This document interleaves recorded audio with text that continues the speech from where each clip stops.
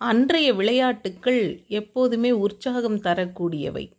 வீட்டிலிருந்து விளையாடிய பல்லாங்குழி இருக்கும் இடத்திலிருந்து எடுத்து இல்லாத இடத்தில் கொடுக்கும் குணம் வளர்வதற்காக விளையாடப்பட்டது. பரமபதமோ ஏற்றம் இரக்கம் இரண்டும் இருப்பதே வாழ்க்கை என்பதை உணர்த்துவதற்காக விளையாடப்பட்டது. கில்லி விளையாட்டு வெளியே சென்று எல்லோருடன் கூடி கூட்டல் பெருக்கல் கணக்கை களிப்புடன் மகிழ்ந்து கற்பதற்காக விளையாடப்பட்டது.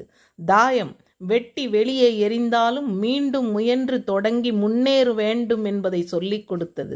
சதுரங்கம் இதர வழி இல்லாத போதும் இறுதி வரை போராடும் உறுதியான மனம் பெறுவதை சொல்லித் தந்தது. சமமாக இல்லாத போதும் சாதிக்க தூண்டும் சக்தியை பெற சொல்லித் தந்தது நொண்டி விளையாட்டு. ஒளிந்து இருப்பவர்களை கண்டுபிடிப்பதற்கான பொறுமையும் தானே ஒளிந்து மகிழ்ந்து இருக்கும் பெருமையும் பெறுவதற்காக கண்ணாமூச்சி ஆடப்பட்டது. இப்படி இன்னும் பல விளையாட்டுக்கள் நமக்கு நன்மையை